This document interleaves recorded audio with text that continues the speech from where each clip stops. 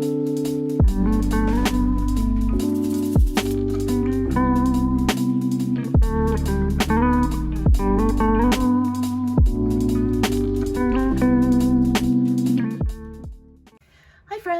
Sarah. Welcome back to my channel, Sunset Bow Tarot. Today I wanted to do a really fun tag. I am extremely overdue on doing this tag, but it's been one that I've really enjoyed watching other people's responses, and I had been really looking forward to doing this one because this tag kind of perfectly fits with like what my whole aesthetic is as far as my house and also a lot of decks I enjoy. So this is the Cabinet of Curiosities tag. This was started by the lovely Candy Soul and Soil, and I've seen a lot of VRs to this tag, and it's just a really fun one. I mean, this basically is the idea that you go through some decks, 10 decks, but in my case, I'm probably going to talk about more, let's be real, that you would find in a Cabinet of Curiosities. So this is really fun, and you know, folks have started out these videos by also showing off some of their other belongings that would go in a Cabinet of Curiosities. So I'm going to show off one of my favorites, this little book. I have had this little book since I was a kid. My great aunt gave this to me. It was just laying around her house, and you know, she knew that I liked stuff like this. So, so she gave me this little book that I've had probably since I was like 8 or 9 years old, I think, which goes to show you how much I love stuff like this. So it's called The Gem Encyclopedia, Every Valuable Item Under the Sun, here classified for instant use. And I've looked at this book, and I'm pretty sure that the like initial pages are missing, but the latest dates of anything in this book is like 1896, so I'm assuming that's around when it was published. But this book is so funny. It has so much stuff in it, and I've just marked a few like of my favorite bits that I wanted to show off. So, you know, it's just like this jumble of information. Like here we have reducing swellings, right next to freaks of fashion, which is just a list of all of the weird things that have happened in fashion over time. We have famous suicides right next to a cure for toothache, which somebody clearly took to heart. And this cure for toothache involves equal parts of camphor, sulfur, ether, ammonia, laudanum, tincture of cayenne, and 1/8 part oil of cloves, which you then mix together, put on a piece of cotton, and put on the cavity in your tooth. So you put ammonia and all this other stuff in your mouth, so that seems like real healthy. So this is one of my absolute favorite parts. This is called A Schedule of Lovers. So it's basically in 100 proposals, whether the person was accepted or rejected, how many times did the gentleman do, you know, take lady in arms, kisses lady on lips, behavior of the lady, how many times did she sink into the arms of the gentleman, sink into the arms of the chair, and then there's, you know, similar for if they were rejected. And then marks around the likelihood of getting married, which is interesting. There's this whole section on physiognomy, which is, you know, like, basically, you know, like that whole discredited idea of reading people's personalities by features of their face. And my favorite thing is all this stuff in here is marked, and there's like initials written next to some of it. So whoever used to own this book clearly had some ideas about which of these items were relevant to people they knew. Oh, and then we have this section, Miseries of Matrimony, which is basically just a list of all of the famous people who had horrible marriages. Anyway, I love this thing. It's so funny, and I will treasure it forever. I have, like I said, treasured it for most of my life, and I just think it's like the funniest, coolest thing. Anyway, so that is the Gem Encyclopedia. So that was enough of that. Now let's get on to the decks. I'm going to start actually with a few decks that I literally only keep for their curiosity value. This is really rare for me. for the most part, I only hang on to decks I use. But there are just like a couple of exceptions to that, just a few, that I do want to share because, again, I really do keep these decks mostly for their curiosity value. So to start with, I've got these two decks, the Fantod pack and the Helpless Doorknob. These are Edward Gorey decks. I love Edward Gorey.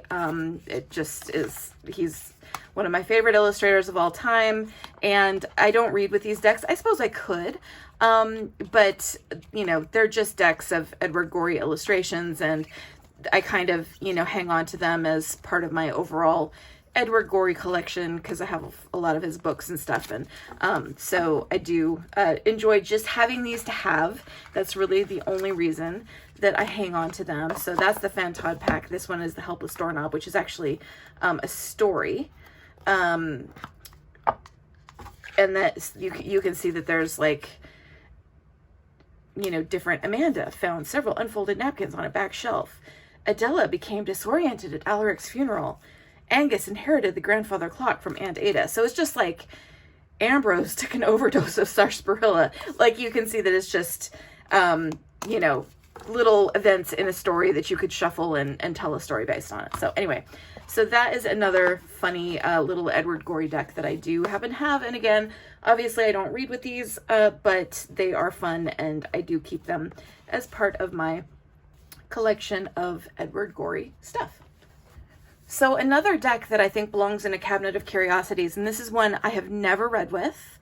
I've never even shuffled it. I've looked through it because I adore the aesthetic of this deck so much, and that's really the reason why I bought it, is just to have it in my collection because I just love the idea of it so much. Maybe someday I will read with it. I don't know.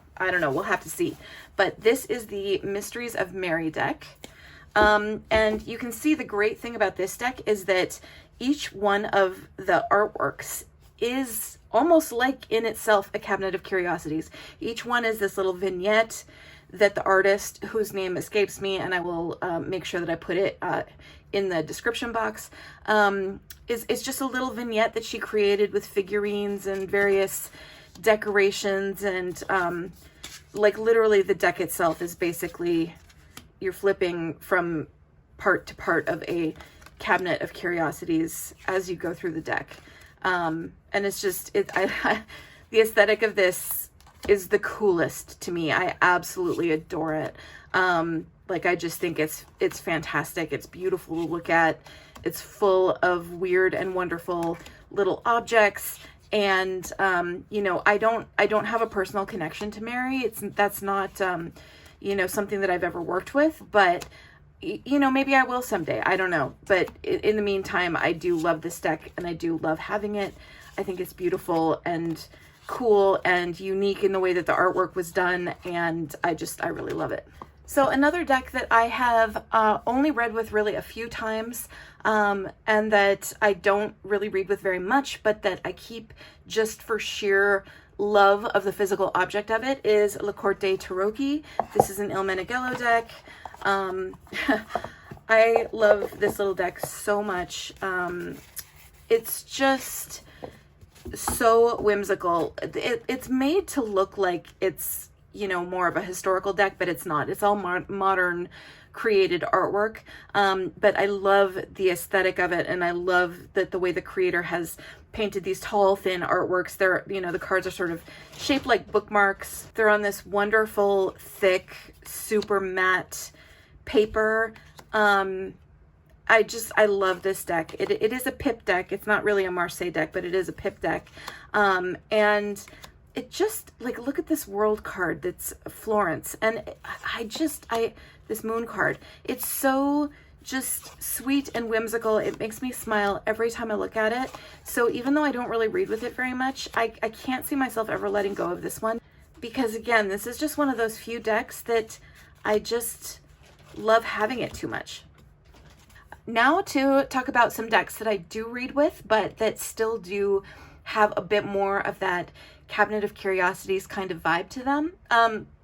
There are a few decks that you probably maybe expect me to talk about just because they're decks that I've talked about a lot on this channel before that I'm probably not going to actually talk about just because I have talked about them so much. Like an example would be the Tildwick Tarot. Obviously that deck has a huge Cabinet of Curiosities vibe, but I've talked about that deck so much that I, want to talk about some different ones. So to start with, let's talk about the Mirror and Yarn of Mama Shamana. So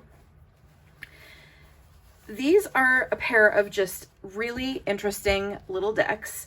I have mine all mixed together, actually. They come in 2 decks, but they're actually the same like size and form factor, so I mixed them together. They have different backings, but aside from that, mine are just fully mixed. So these decks are so interesting. They have just wordless artwork on them, and all of the artwork has a really just sort of sweet, whimsical kind of vibe to it, just an interesting vibe. I absolutely adore all the artwork of these decks, and there's just something like really intuitive about all of these pieces of artwork and what they suggest.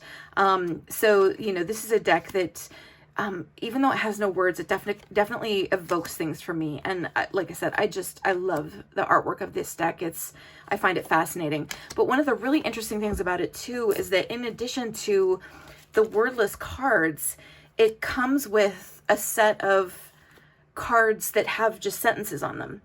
And so the idea is that you can combine a draw from one of the picture cards with a draw from one of the sentence cards and end up, with a message. And it's a fascinating combo. And it's just, I don't know, something interesting always happens when you read with this deck with the combination that you get of the picture card and the word card. So, like I said, this is 2 separate decks, the Mirror of Mama Shamana and the Yarn of Mama Shamana, but I mixed them together because, they just feel like they go together. And yeah, they're really fascinating little decks with beautiful, beautiful artwork. And yeah, I just think these ones are really, really cool. So as long as we are talking about oracle cards with no words on them, I can't resist bringing up the Algariel divination cards, or Carte Divinatoire d'Algariel. So these are a set of cards. They're from France, and I think I ordered mine through eBay from a seller in France, I believe. I think you can get them on Amazon now though. But in any case, you can see here that they're just, like I said, wordless cards. They have numbers. There's like a little guidebook, and the interpretations that they give, it's sort of like a Lenormand system, but I personally find these images like so intuitively potent that I don't really read it that way. You can see that the images just always bring up something, and I don't know, there's something just so moody and inviting about them. And I don't know, something about these just like really pings my psyche in this like really sort of powerful way. So I just like look at and the artwork is so beautiful. I really, really love these cards. They bring up a lot for me. There's not very many cards in the deck, but again, each one is sort of so potent that it really grabs me. Anyway, again, it's a really interesting, strange little deck. And again, for some reason, this particular artwork just really does a lot for me. I don't know. I just think it's really, really an amazing little deck. So another deck, another oracle deck, and I don't see this one talked about a lot. This is the Pear Tree Oracle, not to be confused with the Pear Tree Court Oracle by Danny Mystic. This is the Pear Tree Oracle by Peony Coin Archer, who is also the creator of the Efflorescent Tarot and the Little Monsters Tarot, which I'm actually going to be talking about in a little bit in the same video, because I think that is definitely a Cabinet of Curiosities deck. But this is a oracle deck that she created. I just love her artwork so much. I do think this is out of print. I know for a while she had been planning reprints of some of her decks, and then I don't know what's going on. Like her Etsy store, her whole Etsy store kind of disappeared. I don't know kind of what the state is of what she's doing with her decks, but I personally love her artwork and her decks. I have this one, I have Little Monsters, I have both the color and black and white versions of the Efflorescent Tarot. Her art style, as you can see, is really just, it's got kind of a melancholy feel. It's very highly detailed. I always sort of liken it. It's got a little bit of an Edward Gorey feel, and you guys already know how I feel about Edward Gorey, but, you know, it's just these black and white drawings, and again, it just has a very unique feel to it. I don't know how else to describe it, but, I don't know. This is another really interesting little deck. I'm pretty sure that these artworks were maybe not created specifically to be part of a deck. I think these are just like artworks that she did, and she put keywords on them and made them into a deck, but still, for some reason, like I really enjoy this one, and I find it loving, but also a little bit creepy, also a little bit weird and melancholy, and just, I don't know. It's a strange, lovely little deck. Sometimes you have to look really closely to sort of fully grasp what's going on in the picture. And I don't know, it's really cool. I think I really love this one. Like I said, I love her artwork. It just has a really unique feel to me. So again, that is the Pear Tree Oracle by Peony Coin Archer. So as long as we're on the topic of Peony Coin Archer's decks, I did say I was going to talk about this one also. This is the Little Monsters Tarot. This is an older printing of it. I know she sold it in this poker size. I think this is the second printing. She sold it in this poker size earlier, and then started selling it in a larger size that's more like the size of the Pear Tree Oracle that I just showed you. But I personally love the little poker size for this deck. I just think it's so sweet. So I love this deck. You can see that it is just full of these weird little creatures. Again, there's a taste of Edward Gorey in the art style. There's a little bit Studio Ghibli. There's a little bit of like Brian Froud in these artworks.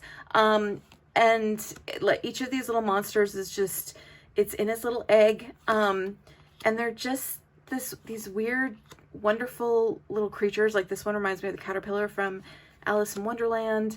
And I love reading with this deck. It's not one that I read with all the time, but there are just those moments when this one feels really right. And it's got such a sweet, gentle little voice.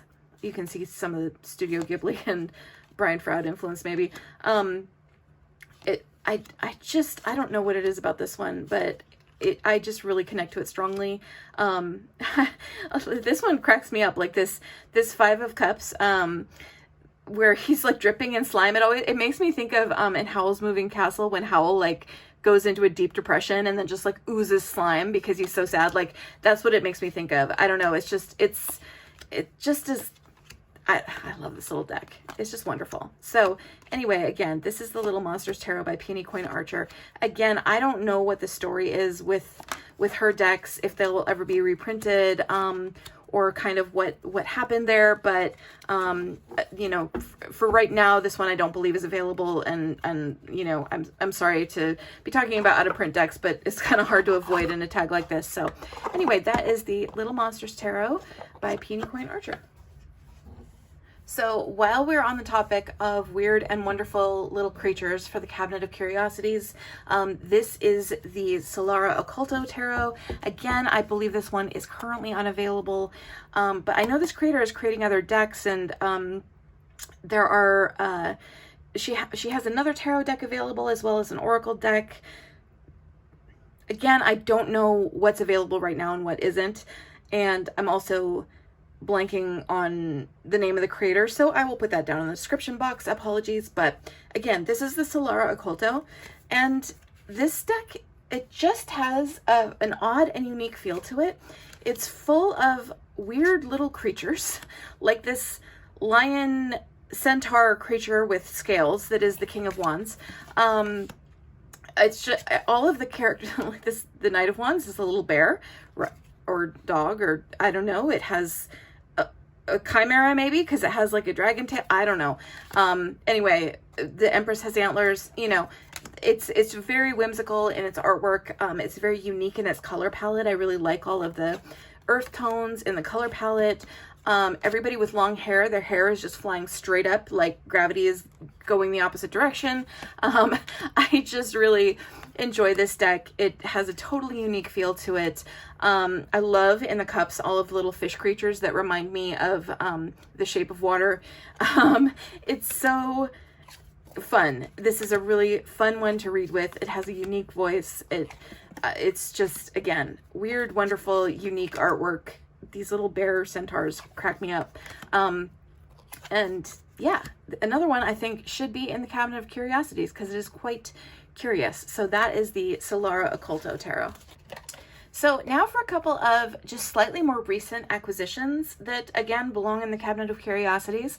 So this one is the Tarot de Carlotydes, I believe is how you pronounce it. I originally saw this deck, I want to say on Danny Mystic's channel, and I was just really taken with it. First of all, I love these backs. And look at the box. The box has the same pattern on the inside. Like, it's just, I don't know, I really, really like this little deck.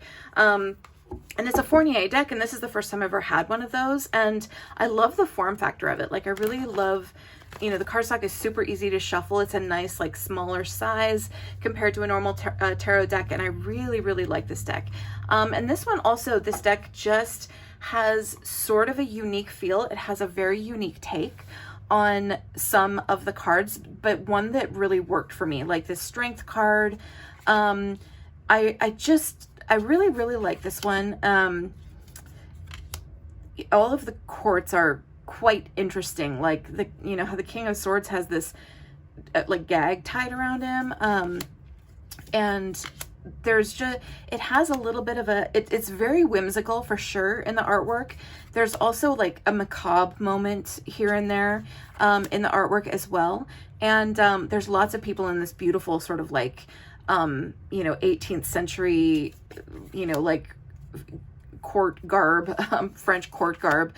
There's lots of flowers, and it's really unique. This Knight of Wands really reminds me of one of the characters in the Pagan Otherworlds, which is another deck that probably could have gone in the Cabinet of Curiosities, but another deck that I feel like I've talked about kind of a lot, so I didn't include it in this video.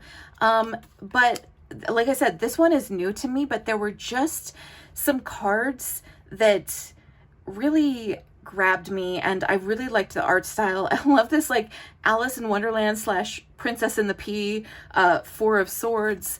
I don't know, it's very unique. Like I said, it's very sweet. The art style is very appealing, but then it also has these just sort of like dark moments to it here and there.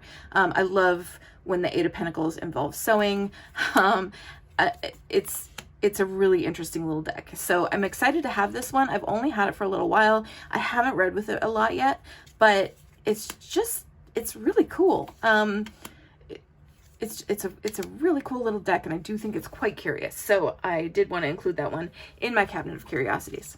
So the final deck that I'm going to talk about, which I obviously could not omit, as I was completely sold on this deck by Candy of Candy Soul and Soil, who is also the person who originated this Curious Decks tag, is of course the Tarot of Curious Creatures by Chris-Anne.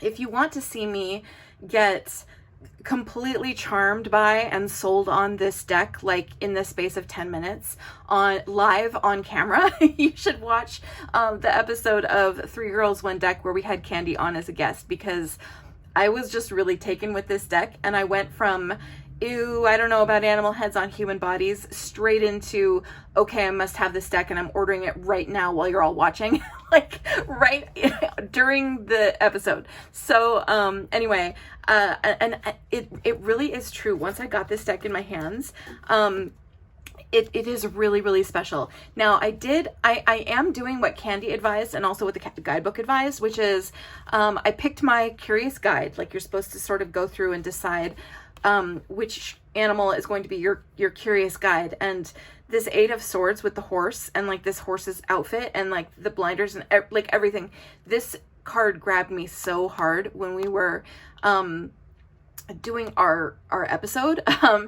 Just the second I saw it, I was just so taken with this card that I knew that this one might have to be my Curious Guide, because it just was on my mind after we went through it. But I still have the rest of the deck in order, and I'm just going through it in order and like reading the guidebook and just really trying to take my time with it. So I haven't read with it yet, but I really am very taken with this deck. Like, it is so delightful, and like, yes, it seems weird, but I don't know, it works. Something about it works. And I did talk a little bit in the 3 Girls 1 Deck episode about some of the things that I had been watching and reading recently that kind of made me think differently about the whole concept of animal heads on human bodies. I had been watching Moon Knight on the Disney Channel, which is a lot about Egyptian mythology. And then I had also been reading the Dead Djinn series by P. Djeli Clark, which also it takes place in Cairo and deals with a lot of Egyptian mythology. And, you know, Egyptian gods are often depicted as animal heads on human bodies. And there certainly is like definitely cards in this deck that are very reminiscent of that.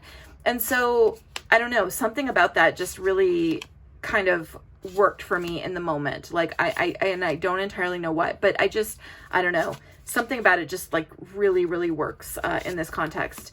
A lot of people might say it doesn't work. That's totally fine. I totally get it. Like, I know that there are a lot of people for whom this just isn't their jam, and, you know, totally understand. I love this cute little Knight of Cups frog on his horse chasing after a baited hook with love on it. I don't know. This is just this seal Queen of Cups. I don't know. I just really, really enjoy this one. So this is a sweet little deck. Like I said, I'm taking my time with it. And I'm just really, really enjoying like meeting all of these little animal guides and really reading through the guidebook and taking my time with it. So, so again, this is the Tarot of Curious Creatures by Chris-Anne. The little guidebook is wonderful. And Candy, again, completely talked me into this deck, and she is also the one who originated the Curiosity Decks tag, so there was no question that this one had to appear in this video. All right, that's all of them. Thanks again for hanging out with me as we looked through my collection of decks that might belong in a cabinet of curiosities. I'm pretty sure this was more than 10 decks, but that's okay. That's my own spin on the tag. If you are interested in booking a reading with me, information and a link to my website with my store is down below. You can also find there links to my Instagram and my Facebook page, and anywhere else you might be interested in tracking me down. So thanks again, everybody. Have a great one. Bye-bye.